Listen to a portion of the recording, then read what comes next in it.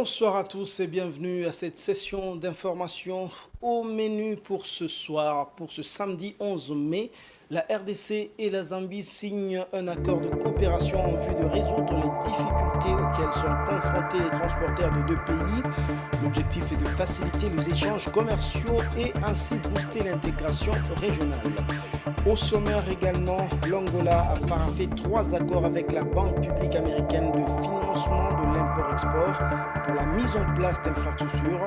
Montant global des accords, 1,3 milliard de dollars américains. Bonsoir à tous. Ouvrons ce journal avec cette triste nouvelle. Le commissaire divisionnaire adjoint et porte-parole de la police nationale congolaise, le général Pierrot Monamputu, est décédé ce samedi à Bruxelles de suite d'une maladie. Il était sous prise en charge médicale en Belgique depuis quelques mois, selon les sources proches du défunt. Bien avant cela, en octobre dernier, les rumeurs sur son décès avaient déjà envahi la toile. Elles avaient été balayées par la famille de l'autorité policière. Pierrot Monamputu avait fait partie des officiers promus au grade de commissaire divisionnaire adjoint, soit général de brigade. C'était en avril 2023. Je l'ai annoncé en titre, signature d'un cadre de coopération et de plan d'action entre la RDC et la Zambie en vue de la résolution des difficultés rencontrées par les peuples des deux pays dans les différents postes frontaliers. En toile de fond, il s'agit de résoudre les difficultés rencontrées par les transporteurs des deux côtés, lesquels sont confrontés à des multiples défis. Les travaux entre les délégués de la Zambie et ceux de la RDC ont connu également la participation du groupe de travail interministériel des ministres de la SADC. Je vous propose de suivre le vice-premier ministre Peter Kazadi, qui est en charge de l'intérieur et sécurité. Il représentait le premier ministre Jean-Michel Sama Lukonde. Les appels incessants des transporteurs du réseau de la communauté de développement de l'Afrique australe SADC sur les difficultés qu'ils rencontrent quotidiennement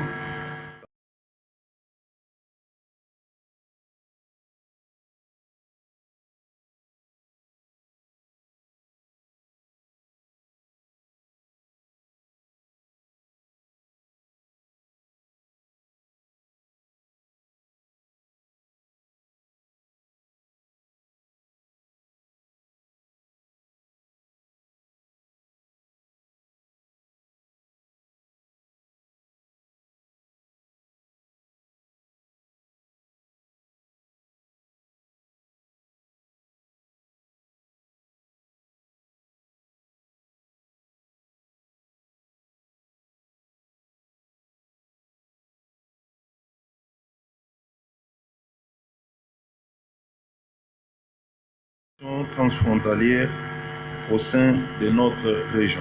Les rapports qui nous sont parvenus, il y a lieu de relever que nos transporteurs transfrontaliers font face aux défis liés notamment à l'insécurité, à la multiplicité des points de péage et des taxes, au nombre élevé de services opérant à la frontière, au retard enregistré dans les traitements des dossiers de dédouanement, aux heures d'ouverture et de fermeture de la frontière, à l'étroitesse des parkings et aux infrastructures. Mesdames et messieurs les ministres, eu égard à ce qui précède, je vous exhorte à un examen minutieux de chaque problème soulevé, des résolutions prises lors des précédentes réunions et de leur niveau de mise en œuvre à ce jour. Dans les mêmes optiques, je vous invite, au regard du diagnostic établi, à prendre des décisions concrètes et réalisables susceptibles d'améliorer durablement les conditions de travail des transporteurs et leur sécurité, d'assainir l'environnement du commerce transfrontalier et de ce fait, faciliter les passages des marchandises tout en réduisant les coûts et les temps. À présent, retour sur la brève visite de travail du président Félix Tshisekedi à Oyo, à 400 km de Brazzaville, où le chef de l'État a rencontré son homologue Denis Sassou Nguesso. Suivez.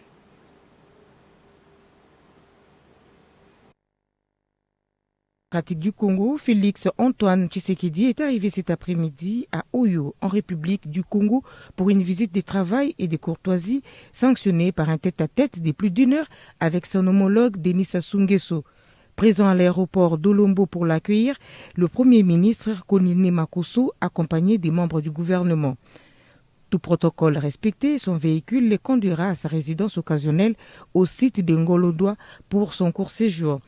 Après un repos d'un quart d'heure, son premier visiteur est déjà là. Bienvenue chez moi, président.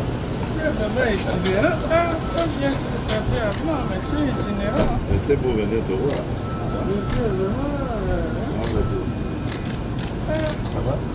Ils vont s'entretenir pendant près de 45 minutes, mais rien n'est filtré de ces tête-à-tête. Il va convier ensuite son hôte au déjeuner en raison de la commémoration de la mort de Mama Mouebara, mère biologique de son homologue. C'est certainement pendant ces cocktails que les deux présidents ont évoqué les questions liées à leur relation et même celles qui divisent. Il n'est un secret pour personne que ces derniers temps, la sous-région assiste à un rapprochement et à un réchauffement de relations entre la République du Congo et le Rwanda, sanctionnés par des accords économiques. Les Congolais de l'autre rive veulent savoir quel intérêt la République du Congo a de coopérer avec un pays qui agresse son voisin, la RDC, et pille ses richesses. On suppose que Félix Antoine Tshisekedi a eu des réponses. C'est en début de soirée que le chef de l'État du Congo-Kinshasa a quitté la ville de Oyo, située dans le département de la Cuvette, à 400 km de Brazzaville. Depuis son instauration en Ituri et au Nord Kivu, deux provinces de l'Est de la République démocratique du Congo menacées par l'insécurité, l'état de siège instauré par le président Félix Tshisekedi a totalisé 3 ans depuis le lundi 6 mai 2024. Devant la presse locale pour évaluer et présenter ses réalisations en tant que commandant des opérations et chef de l'exécutif provincial en Ituri, le gouverneur militaire Luboya Nkashama Djoni dit avoir fait l'essentiel. Suivez. Un bon gestionnaire, le gouverneur militaire de l'Ituri s'est exprimé devant la presse ce vendredi du mai courant. Question de passer en revue les réalisations de l'état de siège. 3 ans durant pour le lieutenant général Luboya Nkashama Djoni. L'option non militaire a permis de recréer la confiance entre le gouverneur et le gouverné. 3 ans, les gens oublient. Même moi aussi, des fois, j'oublie. Nous avons oublié tout ce qui se passait sur la RN 27, si vous partez d'ici jusqu'à Komanda. D'ailleurs, les gens ne voyageaient même pas. Parce que la première fois que je suis parti, il n'y avait personne. Nous avons oublié que de Komanda à Luna, il y avait tous les jours des incendies de véhicules. Pas un véhicule. Des véhicules et des véhicules, des tracks, des bus et tout. Tous les jours que Dieu a créé. Nous avons oublié aussi que à Tchabi et à Boga. Nous avons oublié aussi qu'à Fataki, tous les jours, il y avait des incursions. Nous avons oublié qu'à Libye, c'était des combats. Nous avons oublié qu'entre Ngote et Djalasiga, il n'y avait personne, il n'y avait pas de population. Je suis arrivé à Katanga, j'ai trouvé seulement le chef coutumier. Nous avons aussi oublié qu'on ne pouvait pas arriver ici à côté à Mongoual. Nous avons oublié tout ça. Oui, c'est bien d'oublier. Parce que ça, ce sont des malheurs, ce sont des mauvaises choses qui nous arrivent. Sur le plan de développement, plusieurs kilomètres de routes ont été asphaltés à Bunia, a affirmé l'autorité provinciale. Nous avons organisé les routes. Aujourd'hui, si vous voulez arriver à Komanda, vous n'allez plus faire des heures.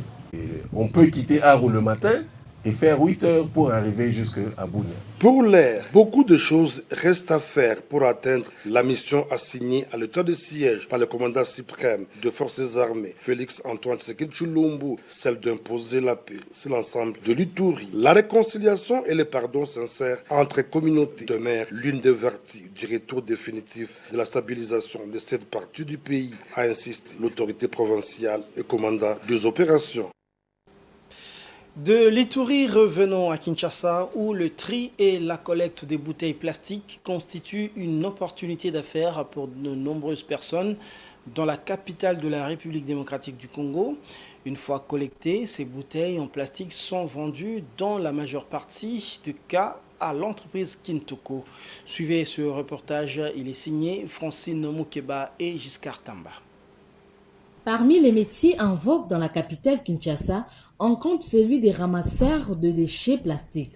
Jeunes et vieux, hommes et femmes, de nombreux Kinois s'adonnent désormais à cette activité dans la plupart des cas pour subvenir à leurs besoins et ceux de leur famille en l'absence d'emplois mieux rémunérés.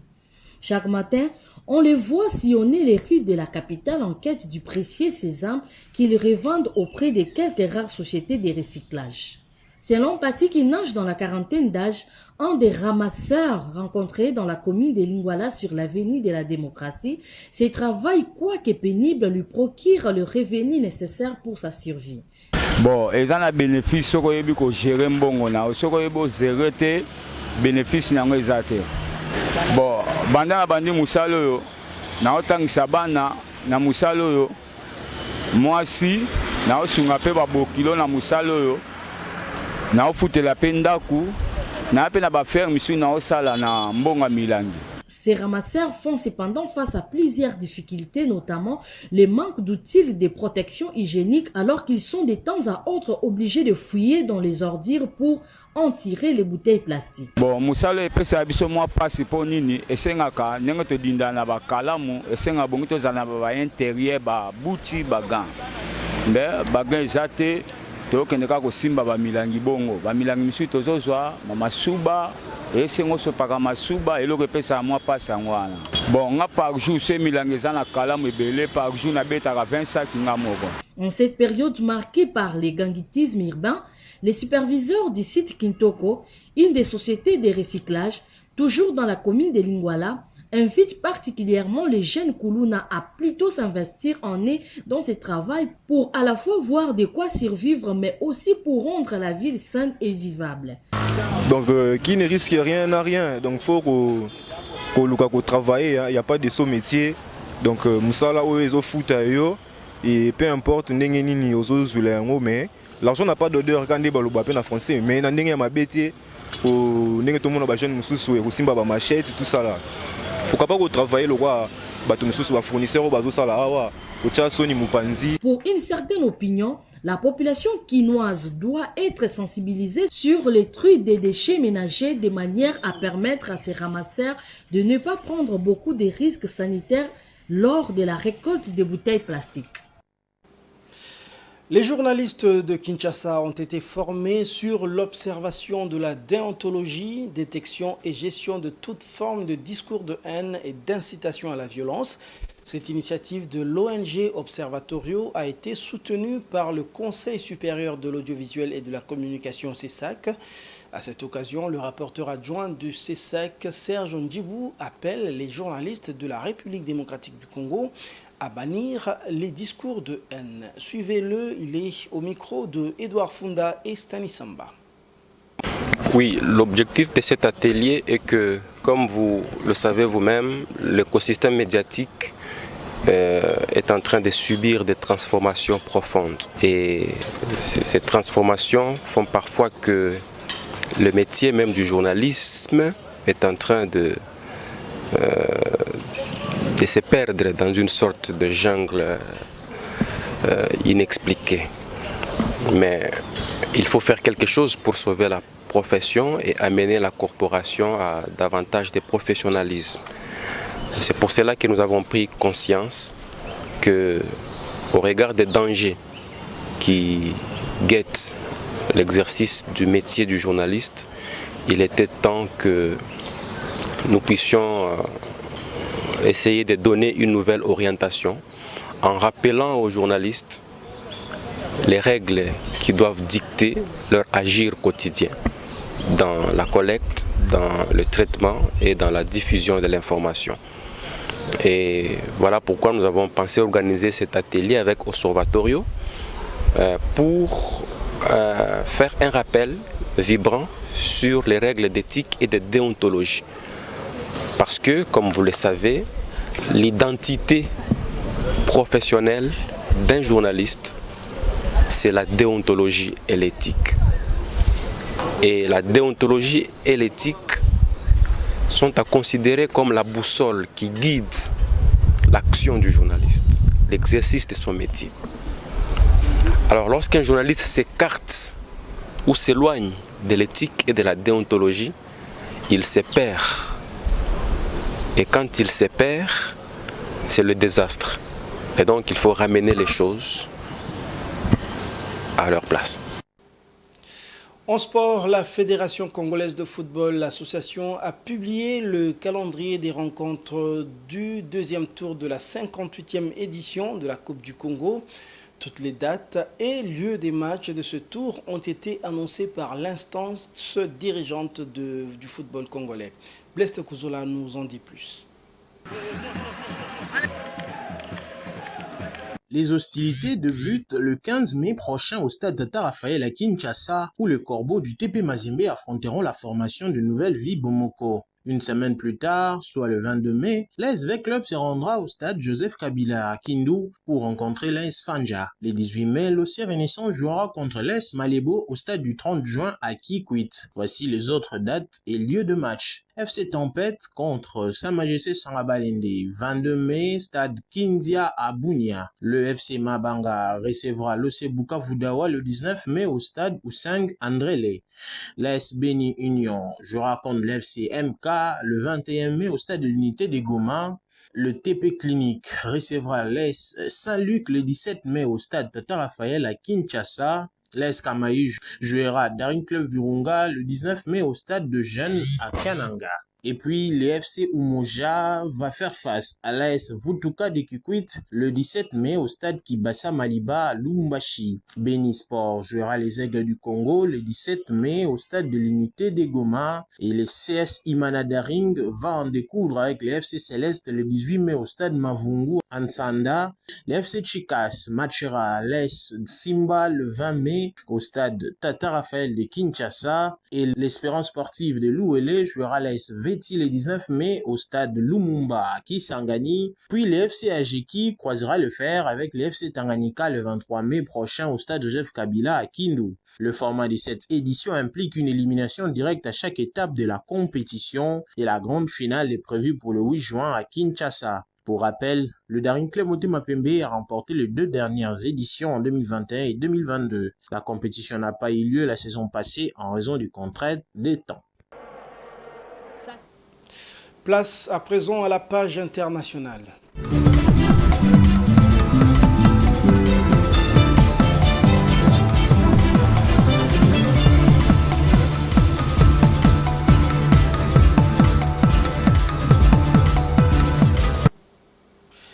Les États producteurs du pétrole africain devraient avoir de contrats de partage de production avec des retombées sur l'ensemble du continent.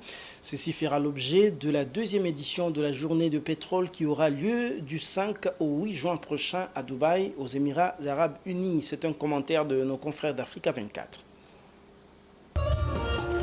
Les États africains producteurs de pétrole devraient avoir des contrats de partage de production bien négociés qui profitent à l'ensemble de l'économie avec des retombées sur l'ensemble des couches sociales. C'est dans le but de l'atteinte de cet objectif que Gatien Mweli Mwanga et 3e partenaires et conseils ont mis en place l'initiative des Journées Pétrole dont la 2e édition se tient du 5 au 8 juin 2024 à Dubaï. L'objectif des Journées Pétrole, c'est de pouvoir créer un cadre d'échange et de partage d'expériences sur les bonnes pratiques dans le secteur des hydrocarbures.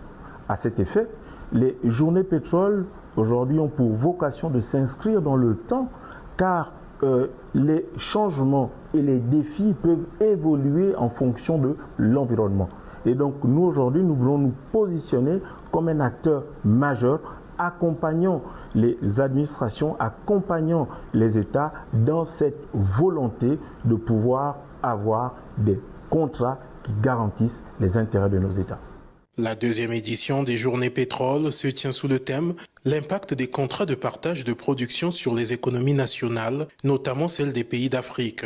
Ainsi, cette année, les organisateurs attendent 150 participants afin de démontrer les potentiels avantages que le modèle des contrats de partage de production peut offrir aux finances publiques, au développement économique et social, ainsi qu'à l'aménagement du territoire. 2 enjeux majeurs à retenir pour ces 2e éditions des Journées Pétrole.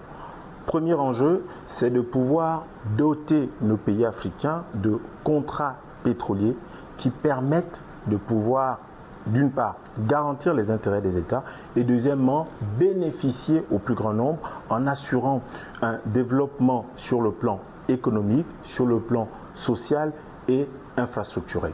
Le deuxième enjeu, aussi significatif, porte sur le renforcement des compétences du personnel. Selon la Commission africaine pour l'énergie, la production de pétrole brut en Afrique est estimée à près de 10 millions de barils par jour, ce qui représente environ 10% de la production mondiale de pétrole brut. Environ 75% de la production est exportée sous forme de pétrole brut, tandis que la majorité des produits pétroliers sur le continent est importée et la maîtrise des contrats de partage de production devrait permettre aux États africains d'optimiser les revenus de la production pétrolière. Et puis, je l'avais annoncé en titre, la Banque publique américaine de financement de l'import-export a annoncé la signature de 3 accords avec diverses autorités angolaises pour le financement des projets d'infrastructure représentant une valeur totale de 1,3 milliard de dollars américains. Cette annonce a été faite par Rita Jo Lewis, présidente de l'institution, lors de la conférence de presse tenue dans le cadre du sommet d'affaires Afrique-États-Unis qui se tient actuellement à Dallas, au Texas.